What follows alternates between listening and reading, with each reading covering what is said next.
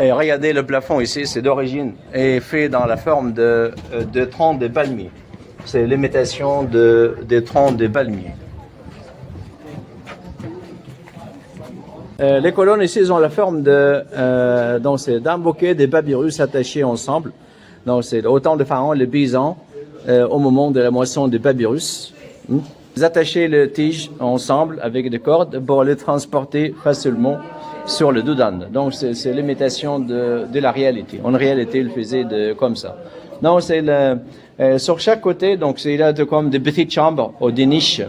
Dans ces niches, on pense qu'il y avait des statues des rois.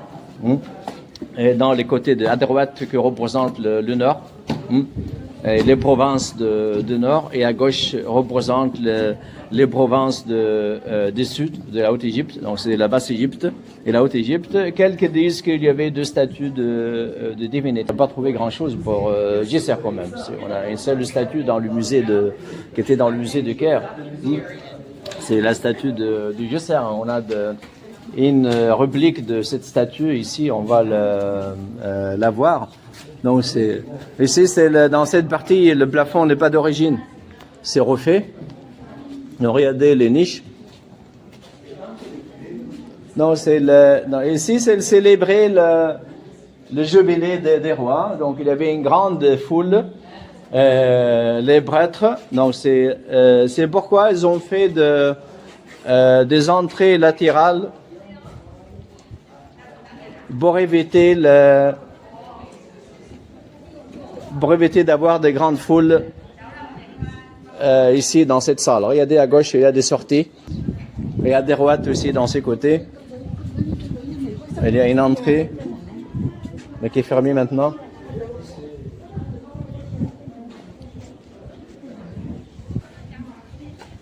Ici, c'est la grande pyramide, comme on a expliqué. Regardez, ce sont des mastabas l'un sur l'autre. Non, ici, cette cour, on l'appelle la cour de Hebset. C'est quoi le Hebset? Le Hebset, c'était comme un nouveau mandat pour les rois, les jubilés des rois. Et à l'Ancien Empire, il y avait une tradition qui continuait jusqu'à les Moyen Empire.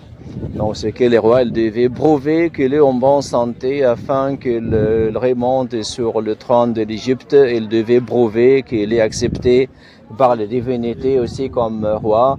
Donc, ils faisaient quelques rites particuliers. Par exemple, ils faisaient une course avec un taureau. Ils devaient maîtriser le taureau à la fin. Pas de tuer le taureau, on ne devait pas tuer le taureau. Et le taureau était un symbole du Set, un symbole de mal.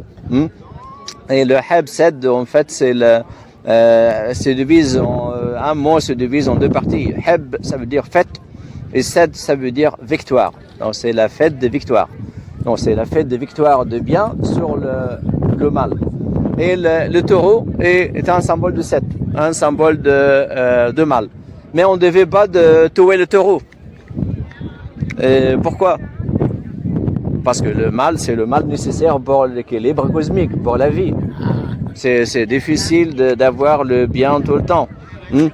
Et il faut avoir le mal, mais il faut équilibrer entre les deux. Et les Égyptiens avaient une déesse qui était chargée de cette fonction, l'équilibre cosmique entre les biens et le mal. C'est la déesse Ma'at, la déesse de la justice et de l'égalité. Sa fonction était d'équilibrer entre le bien et le mal, l'ordre, le désordre, la guerre et la paix. Donc les rois devaient faire une course avec un taureau. Ils devaient maîtriser le taureau à la fin. Ils devaient faire aussi au Nouvel Empire, donc excusez-moi, au Nouvel Empire, cet examen, à l'Ancien Empire était tous les 4 ans, mais à partir du Moyen Empire, ils voulaient faciliter les choses pour les rois, mais ils devenaient tous les 30 ans. Mais il y avait des moyens afin que le roi gagne au Nouvel Empire, par exemple. On a trouvé un texte qui date du temps de Ramsès II, qui nous dit que Ramsès II, quand il avait 75 ans, il a choisi un de ses fils pour faire la course avec le taureau et la danse à sa place. Pas fou. Et c'est le fils qui a gagné, mais Ramsès II qui est remonté sur le trône. Donc c'est le roi devait donc faire la course, faire la danse et d'arriver au milieu de cette cour. Et il y a dans un signe dans la forme de deux lettres B, on peut le voir là-bas. Et il devait de faire quatre coups de pied sur cette signe. Et après, il courait à l'intérieur, à droite ici, dans des chambres spéciales pour changer ses vêtements selon le 42 fois, selon le nombre de provinces de l'Égypte. Et chaque fois, il est avec ses vêtements présentés devant, il présentait ou déclarait qu'il est devenu le roi devant le symbole d'une province. Et elle devait aussi prouver ou déclarer devant la divinité qu'il est devenu roi. On a une tombe, on l'appelle la tombe symbolique, on va la voir à la fin, c'est qui était fait. Si jamais le roi a échoué de passer, par exemple, c'est la mort pour lui, c'est la fin pour lui. Non, c'est la mort, c'est symbolique quand même.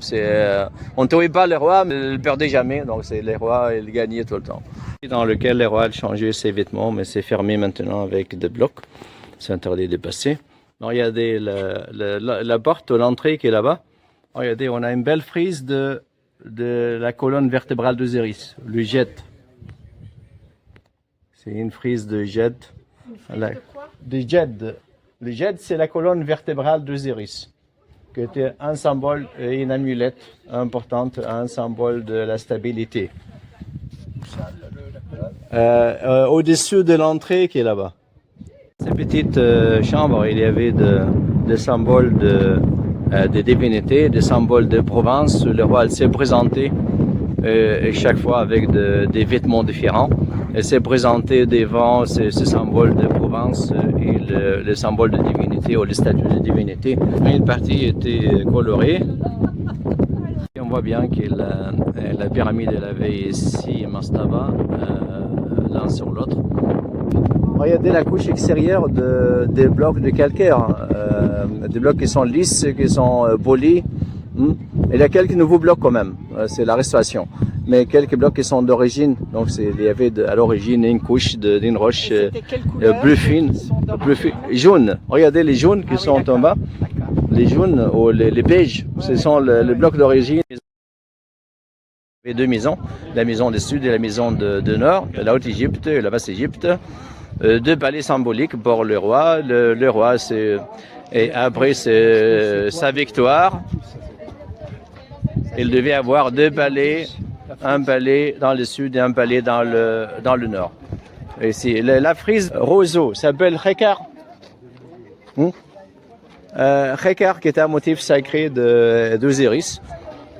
Selon la légende d'Osiris, quand Isis est sorti pour chercher les 14 morceaux des corps d'Osiris, il a trouvé les morceaux, il a emballé les morceaux dans le roseau. Donc on peut passer à l'intérieur. L'entrée là où on était tout à l'heure, c'était la maison des Sud, qui devait être décorée avec des colonnes, surmontée par la fleur de lotus. Mais ici, c'est la maison du Nord. Il ne reste pas grand-chose. Et on a ici des colonnes surmontées par la fleur des papyrus. Dans le côté nord de la pyramide de Gizeh, si vous venez ici, vous regardez vers le nord, là-bas, regardez, on a les pyramides de Gizeh. On voit les pyramides de Gizeh, on voit les trois pyramides de Gizeh, très loin. L'entrée nord de la pyramide de Gizeh, qui est fermée. Du côté ouest de la pyramide à degrés à Saqqara, on a une petite... ici, on voit de loin deux pyramides d'Archour, de Sénéfron.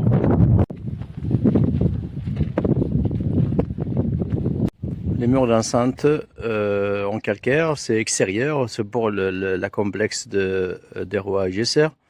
Les côtés sud,